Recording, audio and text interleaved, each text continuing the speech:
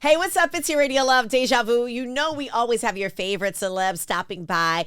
And today we have a unique couple of folks in the building. Moms of our favorite celebs. And now y'all are two of our favorites too. Miss Lucille O'Neill. Thank you. And Sonya Curry. Thank you. Thanks Welcome. For having us. Thanks for having us. Thank you for stopping by. All right, so I want to dive right in. You all started a podcast, right? About raising fame? Yes. How Dell did you- and I did that first Yes. about 3 years ago. Okay. Yes. And how do you all come about doing this, the TV show? How did this link up? Well, the might wanna TV show. explain. Okay. The TV show came about, well, we wanted to continue it, and we thought, you know what? This needs to be elevated. Like, we should do video because these interviews, I mean, you're laughing, you're crying. We're just having a good time, and we're in the homes or, for the podcast, we went to some business offices, wherever the celebrities' parents felt more comfortable. Gotcha. Because we wanted them to be comfortable. And so we were like, people are missing out on this. And so this experience. So then we were like, let's do video and then let's pitch it for a TV show. Come on. So then I needed a new co-host, and the producers, Eric and Tracy Simler, said, well, what about Lucille? Because we had interviewed her on the podcast. Oh, so it's a full circle kind of thing. Yes. And then they Yeah. called me and they were like, well, do you have any ideas of co-hosts? And I said, well, what about Lucille O'Neill? And they were like, oh my gosh, she was the first person we thought about, the first person I thought about. And so, yeah. And here you Here are. we are. I love it. All right, Miss Lucille. So talk to us about what led you to want to say yes to this. What did you get from that interview when you did the podcast that really resonated with you? Well, when I met Sonya and Dale, when they came to my home, they made me feel so comfortable, so I was able to open up. And when she called me and asked me to be a part of something so special, she didn't know that I asked God for a talk show. And this is what he put in front of me, some sort of a talk show where we can talk to other individuals that have the same journeys that we have. I love it. All right, so let's talk about this journey because you all are unique in coming together and then finding out about other people's celebrities' journeys. But the basketball journey for both of you as moms, what did that look like with the kids just starting out? I mean, was it practice every week? Was it, cultivating the talent, meeting with the coaches, all of that? It was all of that. And it started, well, we were a military family. So we started on the military post, being involved with what they call youth activities. And being the mother and the father of more than one child, we had the cheerleading, we had the football, we had the baseball, we had the basketball. So it was always something to do. But we learned how to balance all of that. Yeah. Every child has something to do. I would go sometimes Phil would go. But it made for a happy household. And I realized in that journey that it was part of their growth. And we grew as well. Just trying to participate in everything that they were doing. We learned how to be present. We learned how to encourage more. We learned how to just tap into what they were doing and what they wanted for their dreams and their life. And I'm telling you, Deja, been interesting. So Really? interesting. I'm waiting on the book. Do you have the book deal yet? Oh, we've Well, we been both there. all have books of our own. Come on but now. yes, All right. And what about for you, Sonya? Talk to us about the journey. We always get the question, did we raise them to be NBA players and expect that? No, we did the opposite. I kind of discouraged it because we wouldn't buy the newspaper when we were in the league, and Dell was in the league for 16 years. We wouldn't buy the newspaper because we didn't want that influence in the home. One day they love you, one day they don't. That's true. Weren't you athletic too? Didn't I you play? was, Yeah. yes. I played volleyball in college. yes. That's where all this trouble started. The good trouble, I'll say. But so, yeah, we're really protective about that. And, like a lot of the other families we'll interview and parents or guardians, you just want to nurture the gifts that your children start showing you. So we encouraged our children to do all kinds of things. And we just kind of sat back. We did the carpool stuff, the mommy taxing, all this kind of stuff to get everybody where they needed to be. But at the end of the day, just wanting them to choose their path and choose what they were passionate about, but wanted to expose them to a lot of things as well.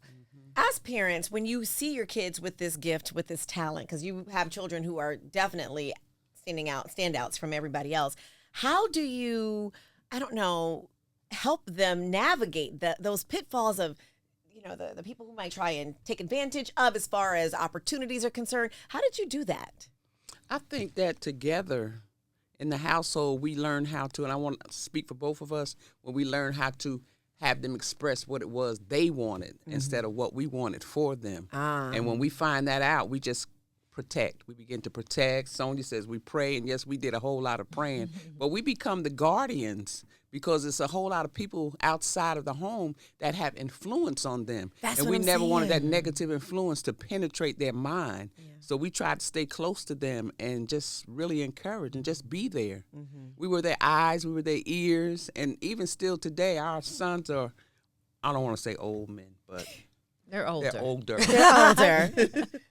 But still today, they come to us, they ask for our opinions, and we give them our opinions, but we've been always going to be able to just be close to them and just guide them. And you said about keeping the newspapers away as children, but as they became the subjects in these newspapers, how did you all help navigate that? If there were some kind of stories that broke out or whatever, did you confront it? Did you all ever call any of these news reporters or anything like that? No, I think, watching their dad be in the NBA for 16 years helped them really see and have a model of how to handle media, how to speak with media, when you're interviews and things like that. And you just stay out of trouble and you don't have to worry about some of that, right? And I always told them, no one can take our purpose and our gifts, but we can give them away. And so you give it away by one, being lazy, not giving it all that you have every day. And even if you have a mistake or a pitfall or whatever, you get up the next day and you just keep going. Next play. We have this thing called next play. Forget about what just happened and use that energy to say, how can I correct it? How can I do better?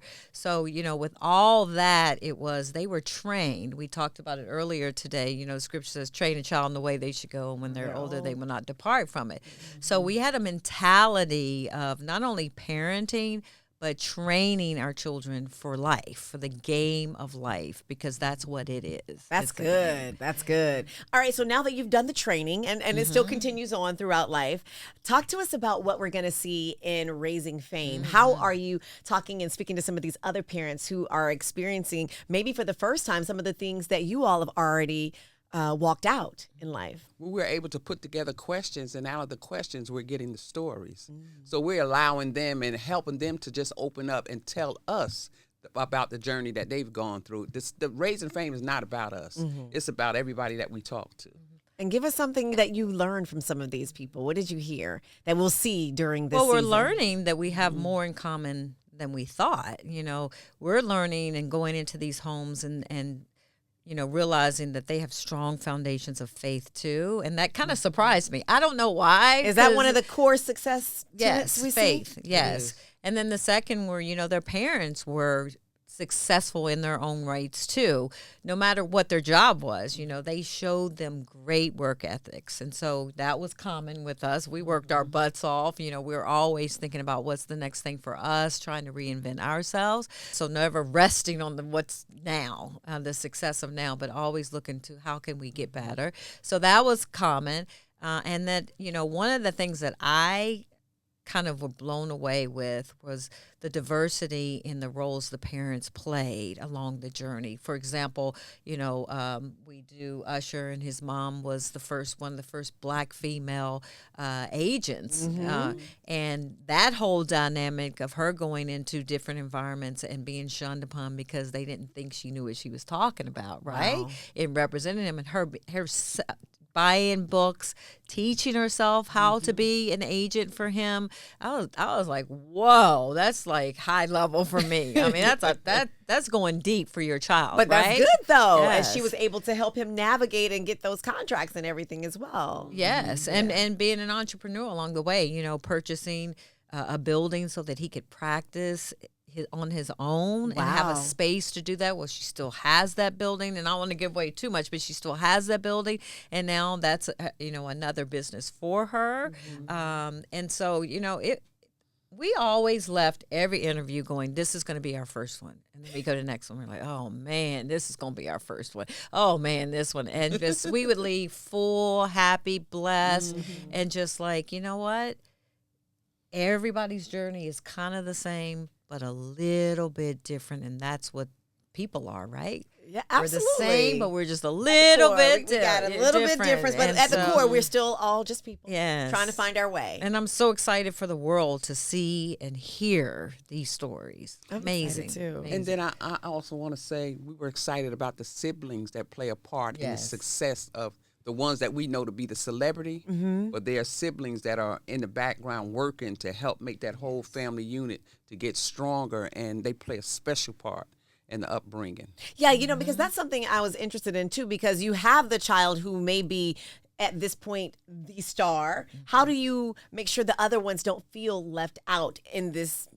as you're, attending to this one that's got this opportunity right now? How do you do that? Because you come from a huge family of young children as well. But everybody has a part to play, and when you find your place, Yeah. That's so very important, because I tell my youngest son, Jamal, you are not Shaquille. Shaquille, you're not Jamal. Latifah, you're not Aisha. Aisha, you're not Latifah.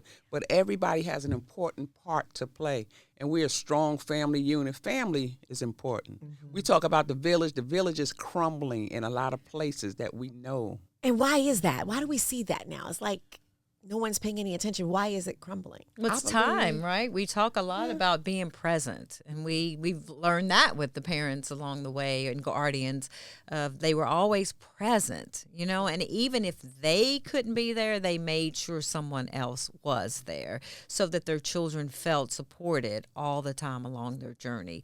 And so, we say that take time now to spend time with your family and the people that you love, and build community. If you don't have family, there's a teacher, there's somebody in the neighborhood, there's somebody at church that you can really wrap arms with and just do this life with, because we are not made to live life alone. So I think, we've just stopped making the effort. We've just stopped. And I don't know whether, through COVID and everything, but community is losing its flair, and we got to bring it back. That's important. It is. That's important. Let me ask you, you're talking about the kids. What about you, moms? How do we look out for you? I mean, how did you take a break? Did you ever find yourself so caught up that you're like, I can't even think about the things that I want to do? Did you experience any particular part of that while you were developing and working with the kids? Well, I did, because Shaquille was born when I was fresh out of high school. And after he was born, I got married, had more children. I always wanted to go to college, because I'm telling them, you need to go to college. You need to get an education. There will be a way.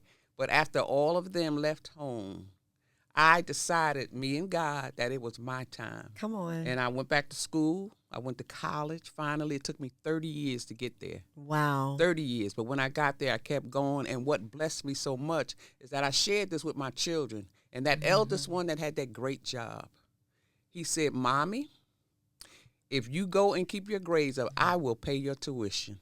And he paid for all of my college education, and I'm so excited. Aww. When I think about it, it just makes me feel so good, because I worked, I went, I never quit. I cried many days because it wasn't kicking in like it used to. Of course. But I am so blessed. I have degrees, I have an honorary doctorate, and I am so happy about my education. What did you graduate with? I graduated with a degree in business administration, cum laude. Hey. I graduated Come on, with Mom. a master's in organizational management, and I have an honorary doctorate of humanities from Bethune-Cookman, the great Bethune-Cookman University. Yes. There you go, sis. Dr. Lucille. That's amazing. I'm excited. We're excited for you. And now you can utilize some of those skill sets even now as you're doing the show and working through. And have you guys thought about any other entrepreneurial ventures for yourselves? We do something called a hustler's tip. So if you have any ideas or any advice you would like to give as far as business or entrepreneurial things, or just things that you learned along the way financially, can you share that? Well, I do fundraising. We have an event every year. We established an organization called the Odessa Chambliss Quality of Life Fund in honor of our mother, who was a nurse by profession. And we raise money for nursing scholarships. We've been doing it since 1996. Wow. And we've had so many events. We've had a Shaq's Mama Said Knock You Out. We had a golf tournament for the weekend, and now we have a faith and fellowship luncheon. But it's open to the public, and we have not raised the ticket price in 10 years. We only charge you $50 to come and spend time with us. And out of that event, the proceeds that we have left over, we're able to give it to schools and universities in Florida. That is I'm amazing. so happy about that. I love it. I love it. Well, both of your children that we know are doing philanthropic things. I talk about all the time what Steph is doing, what Shaq is. Shaq is always in my community, we call it. He's always giving something. Shaq's done it again. He paid for somebody's wedding ring. He paid for somebody's breakfast. He got the shoes for the kids. But I think that's a part of, I don't know, paying it forward with your success. And it's important. That's how they were raised. They were raised that, too much is given, much is required. And so you give and you're going to get back. It may not necessarily be monetarily, but it's going to be just the fulfillment of knowing you're doing something good for someone else and helping someone else be better in their lives and have better opportunities. And so, they were raised that way to give back. And it's wonderful. That's another thing that we see with a lot of these celebrities and parents. They raise their children the same way to give back. So not only are they excelling in their professions, they're excelling in this world from a humanitarian standpoint, like you just talked about, and they are proud of that work. Like they're just not doing it because, I should do it because people think I should. They are doing it, and they're like being very creative about it and proactive about it. And that's what makes us moms and dads and parents really happy, is they're just good people, But we haven't forgotten about people that helped us along the way. Right. We haven't always been in this place. We're in a special place now, but we do believe that we have been blessed so that we can bless somebody else. Because we were blessed with the help that we got coming up here. Just getting to this place. Yes. We say our then is not our now. And I say that we're on a God assignment, period. Yeah. Yes, I think when you've been gifted with certain kind of qualities, everybody has their purpose, but some people are doing other things. They're put in place to do bigger and better things and to help, get that load going for other folks. I really do believe that. I believe that. Now, okay, circling back to you, Sonya, because you didn't tell us how you got your me time or you get your refill because you're pouring out. How do you get refilled? Wow. I really do not have a hard time just stepping back and stepping away. And there were times where, I think that's where our children get it. I went back to school and got my degree, took 2 boys back at age 2.5 and 1.5, and just took 18 hours one semester, 19 hours another. Wow, you were not playing. No, and then was driving back to Charlotte on weekends to be wife as well during that time. And so, they saw how important. So when Stephen decided to leave for the MBA and go chase his dreams there, he promised me he'd get his degree. And he was the only one out of all my 3 children who hadn't gotten his degree. And he honored his promise summer before last. And he got his degree because he knew how important education was. Right. And the example that he was showing to other people that, it's just not about basketball. It's just not about showtime and the money. It's about the sacrifice and taking advantage of the opportunity to get an education. You may not need it to make money, but, for some people like our sons who did it with sport, but it's an opportunity and an honor and a privilege, just like voting, that we need to do. We need to exercise it, right? Talk about that for real. All right, so this whole thing has been like a words of encouragement segment. We do something where we're giving back the words of encouragement on the show. You guys are always you're pouring in this whole time. But if you can, give something to somebody who may be going through some things with their child right now, trying to steer them and help them navigate their kid's talent. What would you advise them? What would you say? Hey, do this and the kids are going to do X, Y, Z. Give us some words of encouragement that you've learned. Well, my book, or testimony, as you would say, Lucille, is called Fierce Love, a memoir of family, faith, and purpose. And in that, I really just talk about the importance of getting up every day and being intentional about your responsibilities. And that's all you can do. Yeah. And then you got to, at the end of the day, do an inventory, what went well, what didn't go so well, and then you leave it. You leave it there. I leave it in prayer and all right, Lord, I can't do anything about today, but I can do something about tomorrow. And so, put in my mind a plan for tomorrow to do something different and better, and then give yourself a lot of grace. I have a tattoo in Hebrew on the back of my neck. It's Chem, Chem, which means grace and mercy.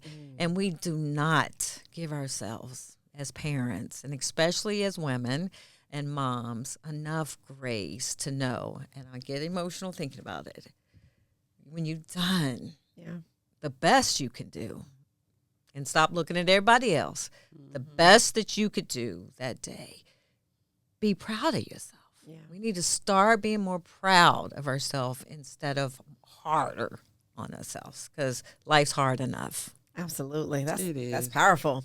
And what about you, Dr. Lucille? Give us some words. I know for a fact that parenting does not come with any instruction. We have these children, they are a gift to us, but we don't know what to do with them a whole lot of times. But in the process of me being a mother, I've learned lately how to respect my children. Oh, that's good. We're so busy parenting all of the time that we fail to listen to what they feel and what they want. And my daughter, Aisha, who passed away, she just came to me one day and she said, Mommy, I don't need you to parent me today. I just need you to listen. And I found out how sick she was. She had cancer, but she was hurting in a different kind of way.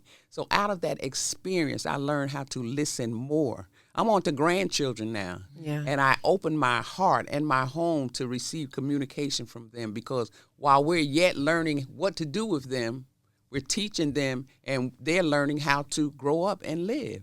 And it was my mother that told me, you can never know enough. That's the most valuable lesson that I have learned in my life. Yes. Keep yourself open to learn something. So I'm still learning how to parent my children and my grandchildren. And on that note, the show is going to show all the different phases you go through being a parent. And I have this little motto I operate by. It's like when they're born, you pray over them and you protect them. And then you move into praying over them and providing for them. They're getting a little bit older, and then they're getting middle school, high school, college. You pray and you participate in it. You coach in their teams. You're doing all this stuff. And then they go off and they become adults, and you then pray and just be present. And they just need you to listen at that point. Yes. I got it. Because now it's time for me to show you that you did well. You did well by parenting me. So, there's so many phases, and we have a hard time. We get stuck in some of these phases, and, we just need someone to help us see it and then help us to get out of it and continue to move forward. I love it. I can't wait to watch this series. I mean, seriously, because the way you all are talking, and I'm sure y'all having rich conversations with everybody and the guests that are going to be there. This is amazing. Well, I hope everybody tunes in. It is must see. Of course. It is must see. Real TV. And it's premiering July 7th? July 7th. On TV One? 10 p.m. Okay. We'll be looking for it. Now, before y'all go, I got to ask some questions. All right. So what's your favorite meal to cook for these kids in this house?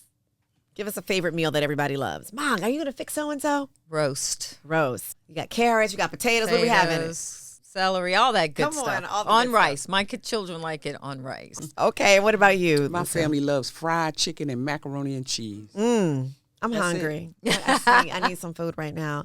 All right, so what about your favorite song? This is a radio station. Give us a favorite song that you listen to that inspires you. It could be any genre, gospel, R&B, little pop. I get this question a lot, and I'm always prepared until they give me the question. You go. I've been listening to Smokey Norfield a lot. Oh, yes. He sings a song about I Need a Word from You. And that song talks about drowning out the noise so that you can hear from God. So I need a word from you. And it just blesses me. It soothes me, because we're busy a lot of times and we can't hear that something God is trying to tell us. So that song calms me. I need a word from you. I need a word from you. I love it. And I'm coming back to you, Sonya. All right, so when you're getting dressed and you're going somewhere, what are you listening to? Is there something you're doing while you're curling your hair? I listen to so much. A lot of female gospel I listen to. So, CeCe Winans one of my favorite. Mary is just a staple. One of my mission songs is just Mary. What's the song? They look at your clothes and things, but they don't see you praying. It's the God in me. That's God in me. It's the God in me. Yes. That's one of my go-tos when I'm down, and I use it when I go and do a lot of motivational speaking for other people. Like, what you see here, nobody knows what went behind all that. Absolutely.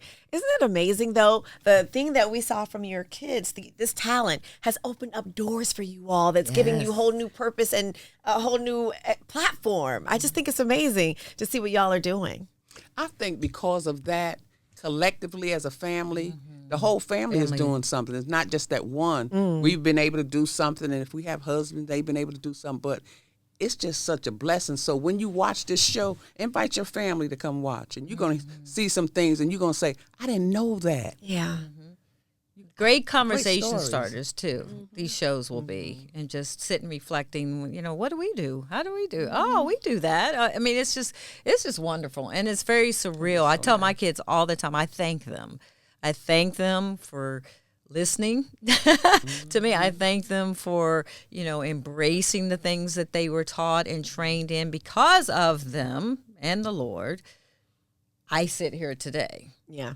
Because of them. So we're one big machine. When one prospers, we all prosper. When one falls and is challenged, we gotta pull them up. That's right. And keep going. So when one wins, we all win. I love it. And Deja, we learned so much about love in this process of parenting. Yes, we did. Talk to me about that. Break it down. Love is more than what you say. Love is an action word. Love is what you do. When you say I love you, you better let it line up with how you treat everybody, especially your children. Mm-hmm. Because that love, I love you, comes out of your mouth so easy. But love is action. Love is action. Love is action. Now, before y'all go, have you all been in touch with other moms, like from the other things? Do y'all keep in touch? Not just the ones that you've interviewed, but the ones that maybe you've had in the teams that you've seen, or different celebs that you've met. Do y'all have like a whole meeting? Is it a mom's meeting, a Zoom? I need to know. Come on. Yes, we do. We do keep. There is an organization called Mothers of Professional Basketball Players. Oh, really? Oh, yes. I didn't know that. Oh, you late. I am. What goes on in there? What goes on? Break down. Give me the tea. Well, I want to tell you about the mission. I was the president for 8 years. Let me just first put that out. That's right. That's she why. started it way back. Yes. Why didn't you tell me that, Miss Lucille? It's okay. Come on. See, I tell you, when you get to talking and when you get to speak, then you're going to learn some things and say, I didn't know that. All right. But Deja, there is an organization, and our mission is to support the communities where our sons and our daughters live, work, and play. That's awesome. I didn't know that. All right, cool. So y'all actually do kind of keep in touch and everything. Yeah. Have you had to pull some to the side and pray with them or talk to them and, sis, this is going to happen. This is what, Well, we had a few. We haven't done it since COVID. That just reminded me. See? But every year there's a group that was in North Carolina when we were in Charlotte, and we called each other beginning of every season, and we prayed over the season, and we prayed over our boys. And if you weren't able to come, they would also have a cookout. And if you weren't able to make it to the cookout and be present, then you would just be on the phone. And so we would make sure every year that we prayed over the new NBA season and our boys. So there's a lot of small things like that happening, groups happening. And sometimes you just meet, a special person. That you click with. And you click with. Yes. And, that you're meant to click with, Like some people you are meant to click with and do a season of your life with, and you embrace that and you just keep going. So yeah. And we're going to keep going, watching Raising Fame, July 7th. Where will we see y'all next? Are you going to be anywhere this summer? I'm going to be at home. I'm going to be on a missions trip, my first missions trip. Yeah. A missions trip where? I'm going to El Salvador, that's right. And then I'm going to Paris for the Olympics. I have had just this blessing of, this is the first year and the only year Stephen has wanted or agreed to play in the Olympics. And at the same time, my goddaughter, Cameron Brink, who's in the WNBA, a rookie, made the 3-versus-3 Olympic team. And so my son and my goddaughter, and her mom is my BFF. We've been together 40 years. She's my roommate in college. Wow. We are all going to be at the daggone Olympics. That's going to be Can you believe that? That's going to be Look awesome. at God. Look at God. You cannot write this script. We need to see pictures, video. Yes. We're going to have tons of that on IG. You have a busy summer coming up. I'm excited about July. I'm really Good. excited. And Miss Lucille, where are you going to be? I'm going to be on grandma duty. Come on now. And I love it because I got grandchildren going to college. So Ooh, nice. one granddaughter's going to the University of Alabama. We're going to get her checked in. Yes. Shaquille's youngest daughter, Miara, is in the University of Florida in Gainesville. We're going to go by there. And then I have other grandchildren, got a new great-grandbaby. So I'll be hopping around being grandma. All right. I'll be looking for pictures from you, too, as well. Thank you, ladies, for stopping by. Thank you so much for having us. Of This course. was wonderful. Thank you. Yes, We've thank enjoyed you. this time. Thank you. I've enjoyed it, too. I learned some things, too. And that's how we do it on the Deja Vu Show. My name is Dr. Lucille O'Neill, and we're doing a takeover on the Deja Vu Show. My name is Sonya Curry, and we're doing a takeover on the Deja Vu show.